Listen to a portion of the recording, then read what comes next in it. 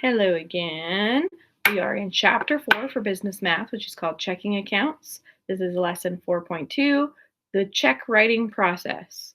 So we just looked at writing deposits in Section 1. So now we're going to look at how to write a check. Make sure you're looking through the textbook, reading the lessons, taking a look at any formulas they give you. Don't just jump over to the worksheets. Make sure you have the background information, understand what it's asking you to do. And they give you quite a few examples in the lessons to show you what to do on these worksheets. All right, so we do have this little bit at the top here, which is just a summary of the lesson. After you've opened a checking account and made a deposit, you may write checks. A check directs the bank to deduct money from your checking account to make a payment. Your account must contain as much money as the amount of the check you're writing to avoid overdrawing your account. So you definitely don't want to overdraw your account, but that's also, a big fraud issue. You don't want to write a check that especially if you know you don't have the money in the account, that becomes a really big issue. So, they're not going that deep into it on this summary. So they don't give us any formulas on this one. Kind of tells me we're probably not going to be using a formula if they didn't give us one. Not a promise. Sometimes they don't always give you the formulas on the worksheet. Again, textbook. That's why we need the textbook.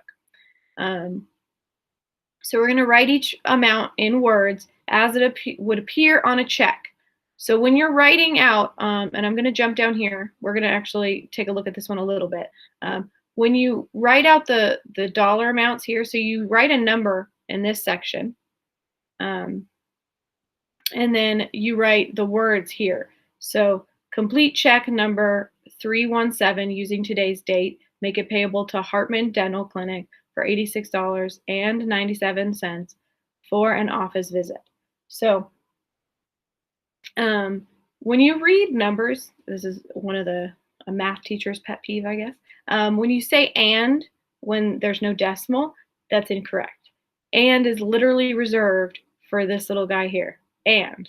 So it's $86.97. I've heard plenty of students and even adults say the and there, especially when there's a comma. Commas don't mean and, only periods or decimals. All right, so what I'm going to do, I'm going to go ahead and fill out number 7 here. And then these ones will kind of make a little bit more sense as far as you're just writing them out in words. So for the first bit here, they just want you to put today's date. They aren't terribly clear about that, but you're making this check out today. Oh, it does say using today's date. Ha ha ha. Today's date.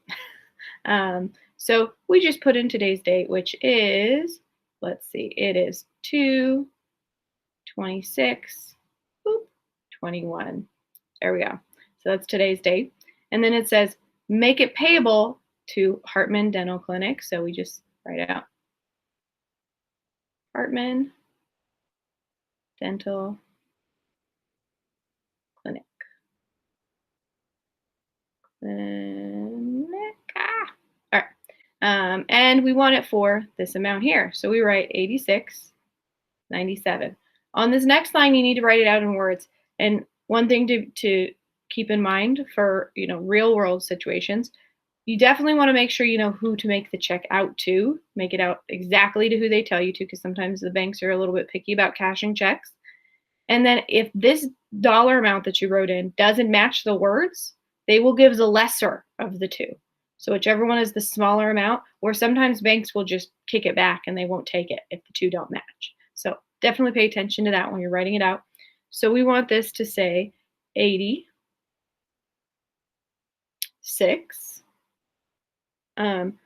You can, so I'm going to go ahead and put and. I've never actually put and on checks that I'm writing. I normally just start writing the cents. So I think it just depends on how you've been taught on writing that. In the book, they have the word and here, like this, and then they go 97 over 100, like that. That's how you write the cents. You actually just put the cents over 100 because 100 cents is $1, right? So you write out the dollar amounts, and then the cents you just put over 100. And then I always put a line after when I'm writing a check to make sure they know, okay, that was the end of that. And then there's already a signature on this one. If there was not a signature, you would simply, sign it yourself there, and they're going to have you do that on the next, no, not the next one, the last one, number 9. And then for memo, it says for office visit. They actually want you to write office visit. And the memo is just, it can be for the person you're writing the check to. You can write an account number on there, something like that, or it can be for you so that when you go back to look at your and balance your checkbook, you can see really quickly, oh, that's what that check was for. It was for the office visit. I remember now. So that's what memos can kind of serve 2 purposes there. So you're going to do exactly the same for all of these. For all you're going to do is this right here. You're just going to write it out in words, and then the cents will be cents over 100.